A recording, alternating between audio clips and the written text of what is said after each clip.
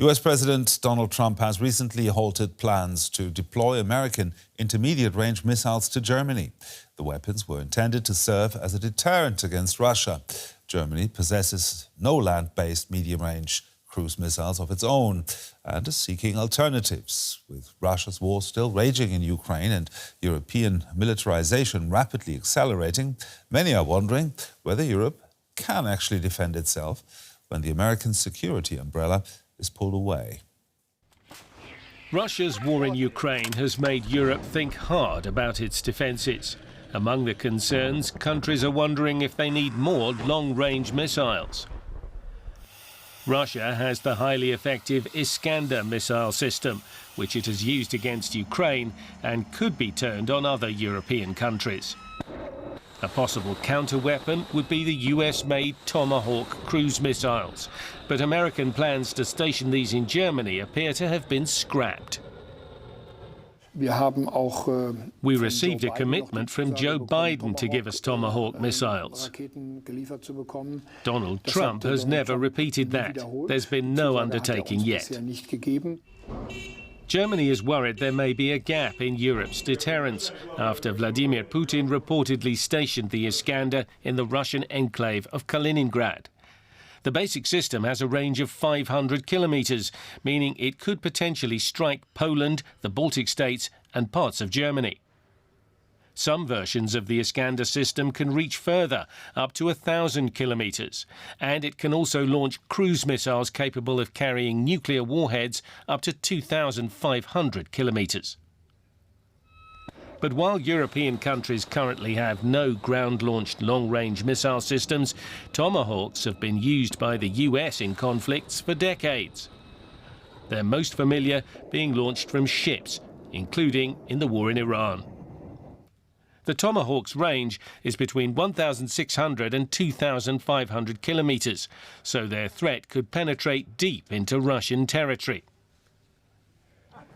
Berlin was expecting the US to station Tomahawks in Germany, but the administration says its stockpiles are depleted. Now Germany's Defence Minister Boris Pistorius is reportedly planning a trip to Washington in hopes of buying the missiles instead. There's also talk of a joint venture, German and US companies joining forces to build the Tomahawk. We must see this as a renewed call to develop our own capabilities more quickly and to make them available. Ultimately, experts agree Europe will need its own long-range missile to reduce dependence on the US. That aim, codenamed ELSA, is already in the pipeline, but will likely take many years to realise. In the meantime, an alternative is needed, and quickly, to the threat from Putin's missiles. Let's talk a bit more about this with Thomas Wiegold, a journalist and security analyst focusing on international defence and security affairs and also the German armed forces. Thomas, good to have you with us again. Donald Trump is now expected to shelve the plan to deploy US Tomahawks in Germany. Just how exposed does this leave Europe to Russia's missile threat? Well, it's a twofold problem. On the one hand, the intended deploying Patriot missiles in Germany won't take place. That's the one half. And the other half is even worse. We've seen this right now, that the US is not able or not willing, the outcome is the same, to sell Tomahawk missiles to Germany and other European countries. In the end, that means Germany and the Europeans won't be able to procure Tomahawk. They won't have long-range fires in the near future. Now, the EU's foreign policy chief, Kaja Kallas, calls this a wake-up call to speed up European arms production. But realistically, how many years will it take Europe to build these precision missile capabilities from scratch on its own? That's a question what we consider building up from scratch. This ELSA project, the European Long-Range Strike Approach, has been started also last year. So hopefully there's some work already underway. And there are reports that French cruise missiles, naval cruise missiles, could be the basis for European development of their own long-range cruise missiles. However, this anyway will take a few years, well into the 2030s. So don't expect anything from the European side within the next 3, 4, 5 years. There's one exception, and that will be interesting to watch.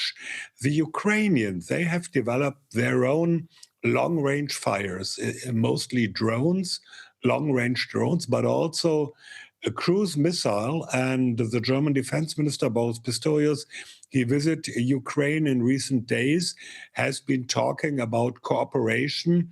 And you can assume that Germany is looking at Ukraine, whether Ukraine can contribute to a European approach. This is quite interesting what you just said. Drones versus these missiles. I mean, can drones actually replace something like Tomahawk? What's the big difference there? The big difference is a payload. When you look at a Tomahawk missile, approximately 1,600 kilometers range, with a payload of 450 kilograms, whereas drones, which the Ukraine is deploying, have almost the same range, but only slightly above 100, below 200 kilograms. That means that the warhead is smaller, but in many cases, this is sufficient, as Ukraine has proven. Now, Washington might also be pulling 5,000 troops out of Germany. Is this a temporary political disagreement between Trump and Chancellor Merz, or are we witnessing there the continuing fracturing of the NATO alliance? I think the disagreement between Trump and Germany is adding to a general shift. We must see this so-called pivot to Asia. That's not new. The US has called this at least 10, 15, if not 20 years. So that the US forces are concentrating on a possible adversary, China, that has been happening for years, and now we see the consequences.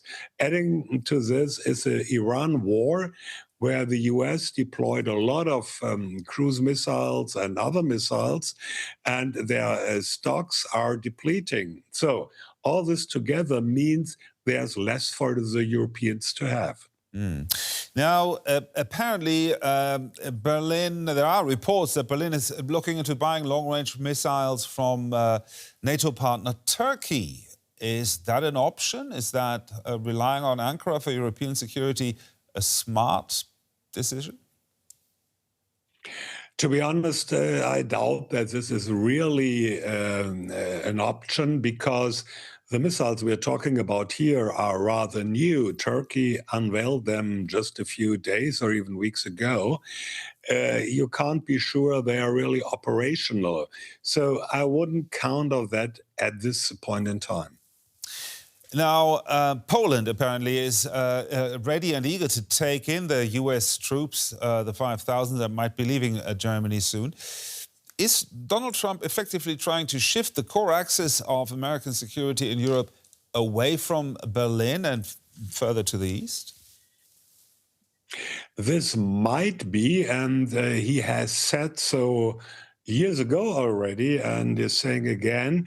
However, there are 2 points. One is there's a good relation between the Polish president and Donald Trump, but not so good a relation between the Polish government and Donald Trump.